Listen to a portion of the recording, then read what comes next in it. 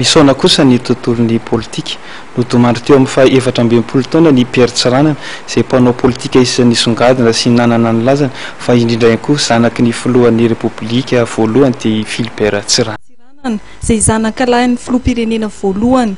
tampoka araka nambaran'ny fianakaviany nandozan'ny Pierre Tsiranana an-tany tsy narary tsy narofo ny tenany nanana fotoana tamina tompon'andraikitra eo anivon'ny ministera ny vola sy ny teti-bola ary teny amin'ny bilao ministera teny Antaninarenina no nelany ainy. Tena tampoka aloha azo lazaina hoe tampoka satria na zay mianakavy raha hoe tsy maly zao mbola mifankahita mbola nanina ary tamin'ny maraina teo izy nanana fotoana tamin'ny DG ny finance tary Antaninarenina dia lasa moa izy ohatrany andavanandro dia nandeha tany niakatra niakatra soamantsara ary tsy nitazomina mihitsy niakatra normal amin'iny troisième étage iny zany dia tonga tany ambony moa dia mipetraka amin'ilay salle d'attente teo dia miresadresaka amin'ny namana eo amin'ilay directeur reo resaka politique zany izy ity ohatran'izao salam'izao izy ity dia teo izy ilay garde corps somary mitany tazomina ohatran'izao zany ilay garde corps dia izy manateny hoe bon gambe hiteny zavatra kay zany jerevany tsara ohatran'izao izy ka izy efa mitolefika efa tsy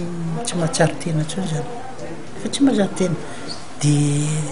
natsona moa ny ambulance ny finance nitondrazina akany amin'ny urgence ny be felatanana. Commissaire de police Ansotro Ronono Andriamatoa Pierre Tsiranana nandray anjara tamin'ny sehatra politika ihany koa izy fony fahavelony filompanorina ny antoko PFDM ary nanana ndraikitra tao anatin'ny fitondrana ny sesy efa sekretera-panjakana misana mpanjifa tamin'ny fitondrany ny amiral Didier Ratsiraka mpiambana tao amin'ny HAE tamin'ny fitondrany professeur Xavier Albert PDS an-tanàna Mahajanga tamin'ny vanim-potoana ny tantanana Andriamatoa Marc Ravalomanana ary mpiambana tao anatin'ny filakevitra ambony tetezamita nandritra ny tetezamita no tarihan'Andriamatoa Andry Rajoelina raha mifantatra dia hoentina any amin'ny fasan-drazany Anna Indrano Antsoiny no fimangatsika an'Andriamatoa Pierre Tsiranana saingy mbola tsy voafaritra kosa ny fotoana iangana mandra-piandry ny zanany sy ny havany any ampitan-dranomasina dia mbola hitsapasany maly no iandrasana azy.